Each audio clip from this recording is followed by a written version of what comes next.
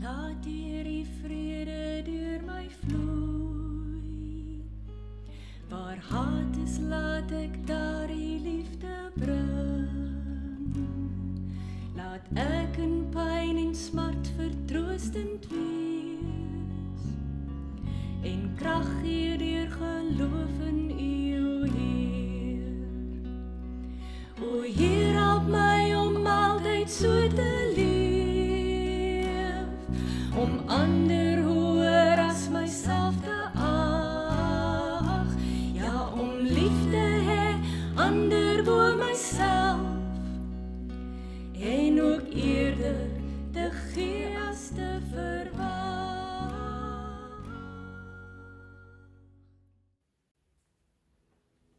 Goeiemôre almal, baie welkom weer hier in ons huis. Lekker om julle hier in ons huis weer te ontvang.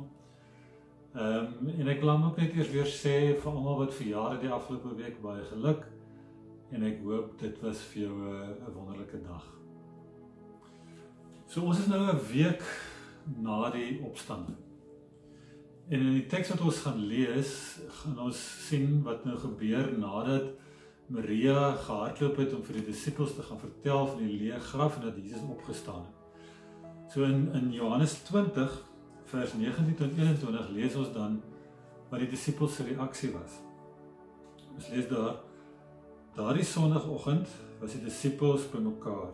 Hoewel die deure gesluit was omdat hulle bang was vir die Jode, het Jesus gekom en tussen hulle gaan staan en vir hulle gesê: Vrede vir julle. Nadat hy dit gesê het, wys hy sy hande en sy sy vir hulle. Die disippels was baie bly toe hulle die Here sien. Vrede vir julle, sê hy weer vir hulle. Soos die Vader my gestuur het, stuur ek julle ook.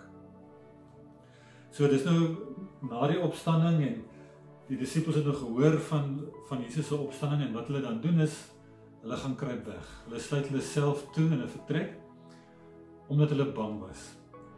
So uit vrees sluit hulle self toe. Die teks sê hulle was bang vir die Jode, wat waarskynlik die Joodse leiers was. En hulle was en dit maak dit hulle self agter hierdie deure gaan toesluit. Nou, ek het dit gelees en gedink, maar ek identifiseer nou nogal so 'n bietjie met die disippels met hierdie toesluit storie. Want ons is ook mos nou maar ingehok en toegesluit in ons huise. Vir die disippels was dit die vrees vir die Jode wat hulle laat toesluit het.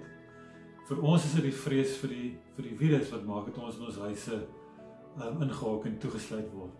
En ek het net weer besef hoe die impak daarvan op ons is weer hierdie week toe ek moes gaan inkopies doen. Want ek was bang om te gaan inkopies doen. Ek was bang om tussen mense te wees en in 'n ry te staan tussen mense en te naby aan mense te kom. So ek het gegaan en ek het die inkopies so gou as moontlik gedoen want ek wil net by die huis kom en sodat ek weer die deur agter my kan toesluit. Die punt is, dit maak nie saak wat ons vrese is nie. Maak nie saak of dit geregverdigde vrese is nie. Vrees is vrees. En net soos by die disippels, vir ons ook maak dit dat ons deure sluit as gevolg van vrees. Maar daar is nog iets wat ons kan raak sien hier by die disippels.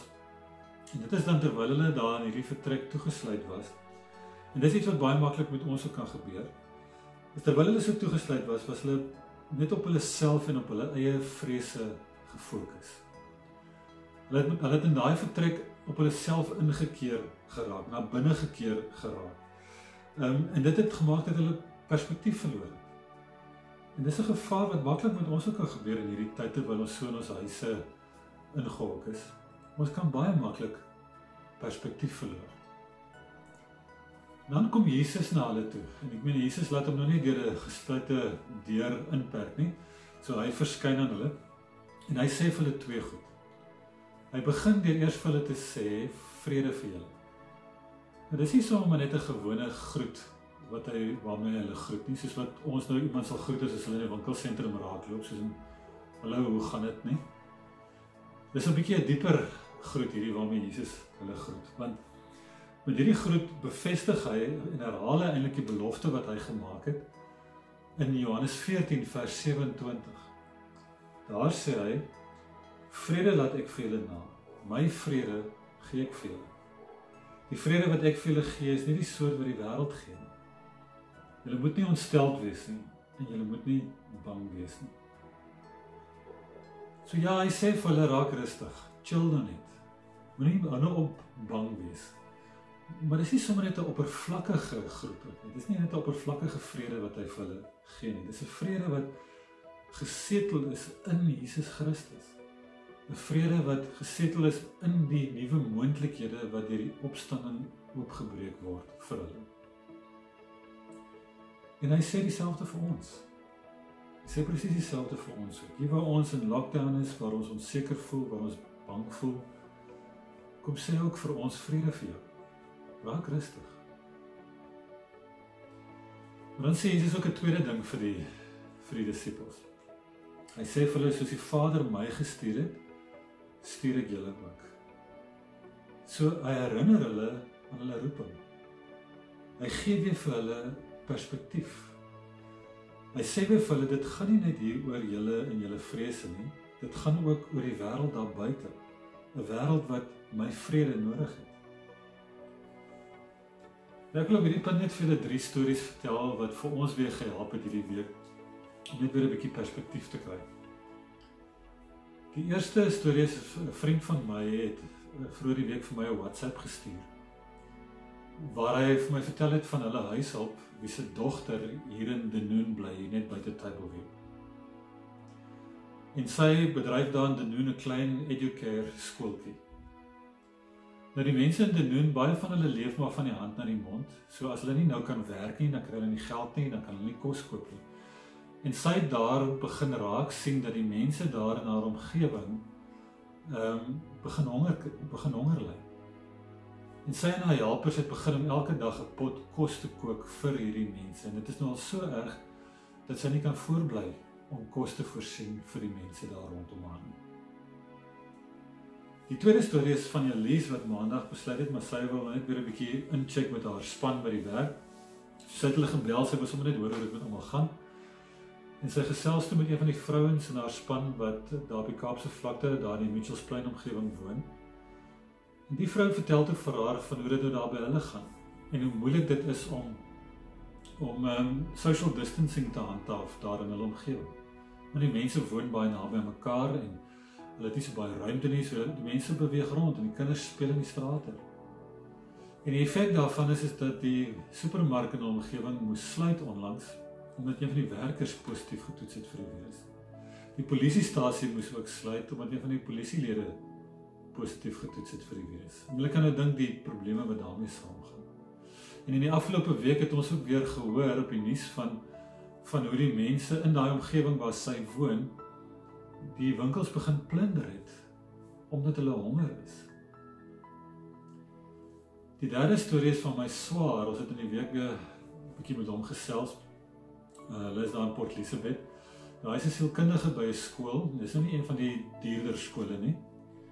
'n Gewone skool waar daar baie sosiaal-maatskaplike probleme is, kinders met leerprobleme en so.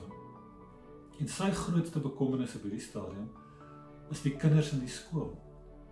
Want anders as die duurder skole kan hulle nie net die onderrig online skuif nie. Want die kinders in daai skool, sy huislike omstandighede laat dit nie toe nie. Hulle het nie rekenaars nie, hulle het nie internet nie. So hoe maak jy nou?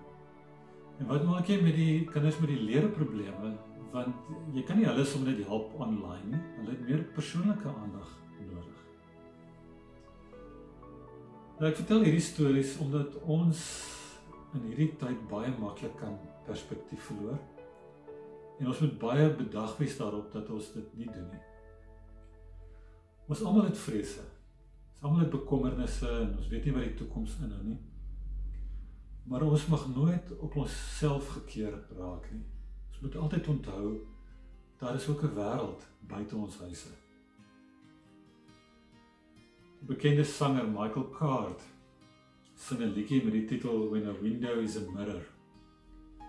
En die koortjie van die liedjie gaan so: When a window is a mirror, you see two ways at one time.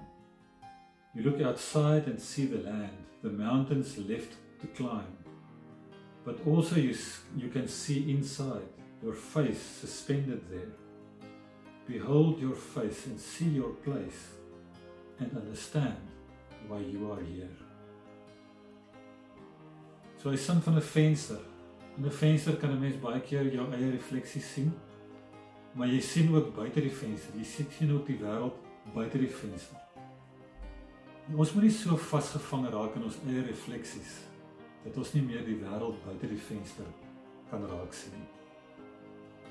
So ja, Jesus kom en hy sê vrede vir julle. En ons moet dit aangryp. Ons moet dankbaar wees vir die vrede. Maar Jesus gee ook vir ons perspektief. Hy herinner ons dat daar is 'n wêreld buite ons vensters. Hy herinner ons aan hoekom ons hier is. En elkeen van ons gaan vir onsself moet gaan uitfigure wat dit vir ons in ons omstandighede beteken. When a window is a mirror, you see two ways at one time.